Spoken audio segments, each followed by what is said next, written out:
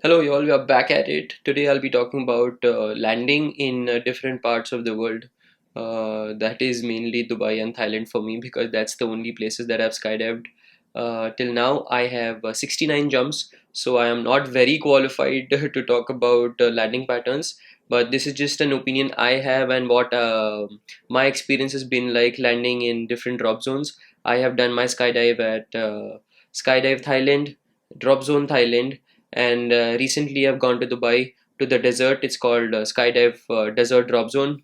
So yeah, these are the few places I have skydived, out of which Drop Zone Thailand was the smallest landing area. That's where I did my AFF and A license. After that, I've gone to Skydive Thailand for some fun jumps, and I did my B license from there. Then I recently now was in Dubai, where I finished the 69th jump. Now I have a recurrency of 3 months. That's what you get after finishing a B license. So yeah, let's get back to the landing patterns. So usually you're in the sky falling for about 45-50 seconds if you're starting a skydive from 13,000 feet, and yeah, you have a canopy over you for about 5 minutes before you land. So you need to know all the patterns of, like, you need to know all the controls. You need to know about the lines of the parachute. But here I'll be just discussing how a person can land properly. For that, you need to spot the landing from the plane itself before jumping, so that you're aware where you're jumping, where you're going. Landing patterns that I used to follow in DZT, and this is because it was a smaller drop zone, smaller landing area. I was in my holding area for about 1,000 to 800 feet.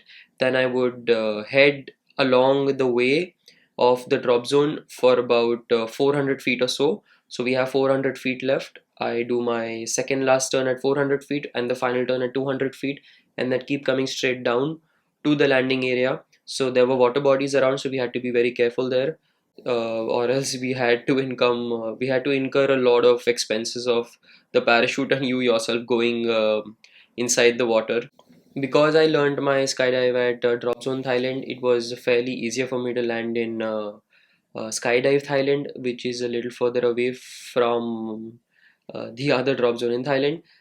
Getting back to it, this drop zone was a little bigger, so I followed 1600 and 300 for my patterns. And here we have Karan displaying a phenomenal landing, and he has about around 400 jumps or so. So he's very comfortable landing in whatever position. And here we see him very close to the exact landing spot that has been given to us. So usually there's a marker where we have to come, like we have to aim to be, and that just indicates that you've done the landing very well. In drop zone Thailand, there were arrows that we followed, and you had to land in the exact manner of the arrow.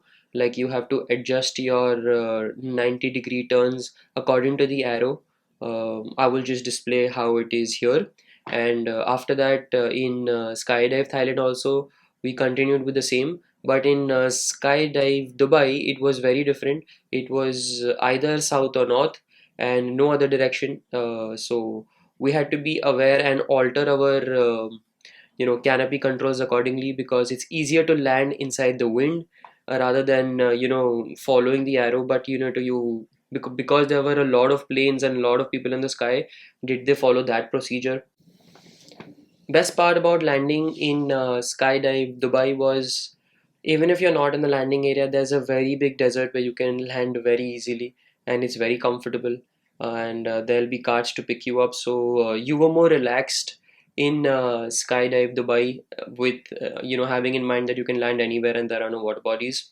So that is one very convenient factor. But again, as I said, you had the exact 90-degree turns, and there was no changing the arrow according to the winds. So yeah, that was a tricky part. But again, the landing area being big, the patterns were again 1600 and 300. How hard do you come down?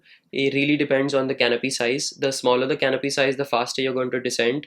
So you need to have better controls, which is why people start with bigger canopy sizes.